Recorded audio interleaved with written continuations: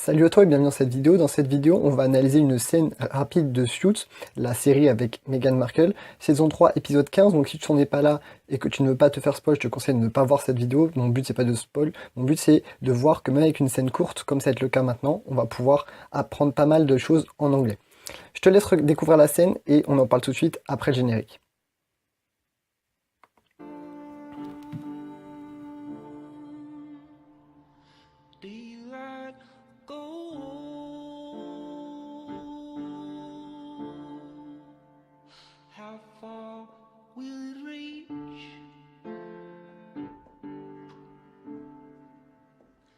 He's not here.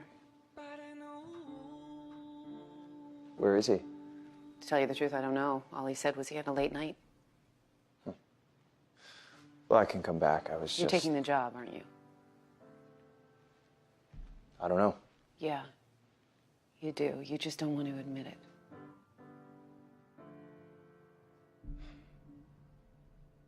Yeah.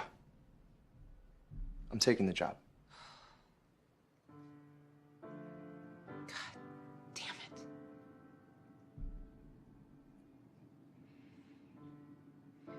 Do you know what that man has done for you?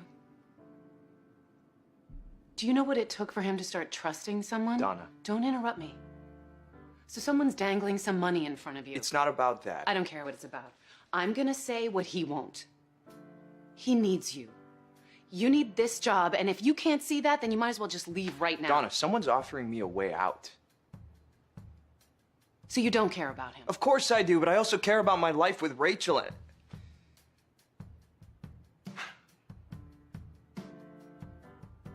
I don't want to live my life like this anymore.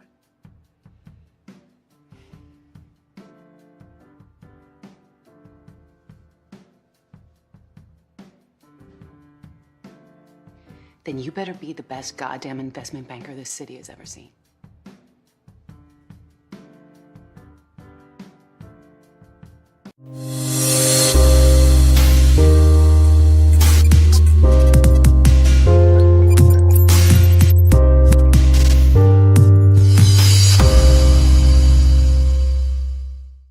On va voir une douzaine de choses ensemble très rapidement.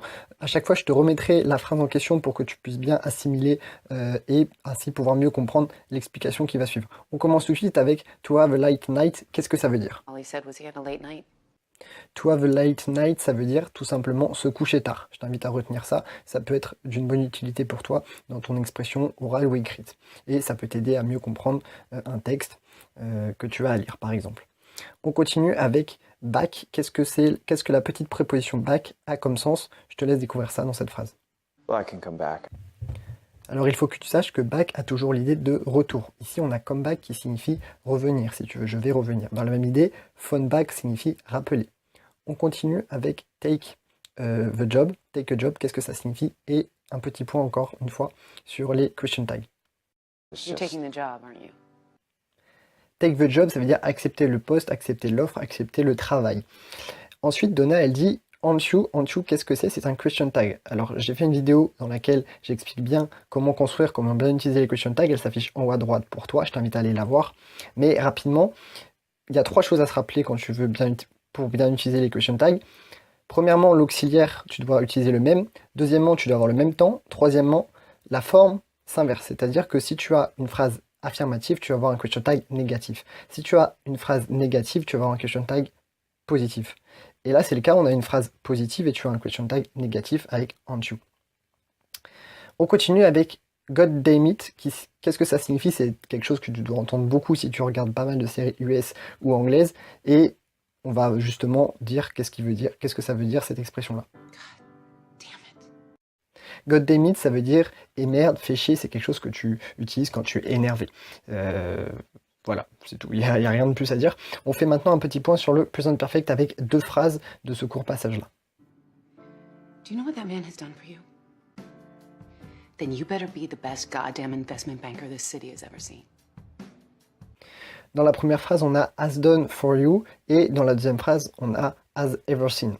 Ces deux verbes-là sont conjugué au present perfect. Alors ce temps-là, c'est un temps qui pose pas mal de problèmes aux francophones qui veulent apprendre l'anglais. C'est un temps qui m'a posé des problèmes à moi. Et c'est quelque chose il faut bien comprendre la mécanique en fait, et surtout pas confondre avec le prétérit. On va faire un petit point très rapide. Le prétérit, si tu veux, il fixe l'action dans le temps. Il dit cette action-là, elle s'est passée à tel moment du passé. Ça répond à la question quand, si tu veux. Là, c'est le cas dans ces deux phrases-là. C'est pas le cas justement, au contraire. Là, tu parles de deux choses qui commencent dans le passé, qui s'étalent sur une période de temps pour aller plus ou moins jusqu'au présent. As ever seen, ever, ça signifie jamais. Tu ferais mieux d'être le meilleur banquier que la ville n'ait jamais vu. Donc, on ne parle pas d'une action précise dans le passé, d'une action qui se déroule à un point précis du passé. On parle vraiment de quelque chose de général. Le meilleur banquier que la ville ait vu, limite de toujours, tu vois. Donc, on ne parle pas vraiment d'un point précis du passé. On parle de quelque chose qui s'écoule sur une période de temps qui va jusqu'à aujourd'hui au final. Dans la première phrase, as done for you, on ne parle pas de quelque chose qu'Harvey aurait fait pour Mike à un point précis dans le passé, on parle de quelque chose qu'il a fait limite jusqu'à maintenant, idem. La même chose que la deuxième phrase. Donc dans ces deux phrases-là, on utilise le present perfect pour parler d'une action, qui va d'un point du passé au présent, qui a une influence sur le présent, si tu veux. Alors que le prétérit, ça fixe une action dans le passé et ça coupe complètement l'action du présent. Voilà, quelque chose à ne pas confondre. J'espère que j'ai été clair. Si tu as des questions, n'hésite pas à les mettre en commentaire. On continue avec la règle suivante. Then you better be the best goddamn investment banker this city has ever seen. Alors je t'ai remis la phrase que tu as déjà écoutée par rapport au présent perfect. Pourquoi? Parce qu'il y a quelque chose qui est important dans cette phrase-là, c'est le better. Le better au final c'est had better. Les Américains, surtout quand ils parlent vite, ils oublient le had, mais c'est vraiment had better. Et had better, ça veut dire quoi? Ça veut dire tu ferais mieux. Tu ferais mieux d'être le meilleur banquier que la ville ait jamais vu. Donc voilà, ça c'est quelque chose pareil qui est très utilisé, c'est quelque chose à savoir. On continue avec la règle suivante. Do you know what it took for him to start trusting someone? Donna. Dans cette phrase-là, on a deux choses qui sont importantes à savoir. On a premièrement la signification du verbe to trust, qui signifie faire confiance à quelqu'un. Et deuxièmement, on a le verbe to start, qui peut être suivi de la forme ing, comme c'est le cas là, mais qui peut être aussi suivi de la forme to plus base verbale. Et c'est l'un des rares verbes où il n'y a pas de différence de sens entre ces deux formes-là. C'est-à-dire que tu peux utiliser l'un ou l'autre, ça a le même sens, c'est commencer à faire quelque chose. On continue avec la signification de la préposition about. Qu'est-ce que ça signifie? Et on va voir notamment le sens de to care about. It's not about that. I don't care what it's about. So you don't care about it. Le sens très général de la préposition about, c'est à propos de. C'est quand on va évoquer un sujet, quand on va parler d'un sujet. Ici, on a to care about. To care about, en l'occurrence, elle a la forme négative, c'est not care about. Ça veut dire se ficher de quelque chose. Ne pas accorder d'importance à quelque chose, si tu veux. On continue la vidéo avec la règle suivante. You need this job, and if you can't see that, then you might as well just leave right now. Alors ici, c'est la fin de la phrase qui nous intéresse, et c'est compliqué à comprendre parce qu'elle parle vraiment très vite, et elle dit « You might as well ». Alors qu'est-ce que ça veut dire « You might as well » Ça veut dire « tu ferais aussi bien de », tu ferais tout aussi bien de. Ici, c'est « tu ferais tout aussi bien de partir maintenant ». You might as well just leave right now. C'est ça qu'elle dit. Et cette structure-là, c'est quelque chose qu'il faut apprendre parce que au début, ça peut un peu paraître bizarre et tu peux ne pas comprendre, ce qui est normal. Et donc voilà, c'est pour ça que je t'en parle, pour que tu la comprennes à partir de maintenant. On continue avec la règle suivante. I don't want to live my life like this anymore. Dans cette phrase qui est la dernière qu'on va étudier aujourd'hui, on a deux choses très importantes. On a premièrement like this.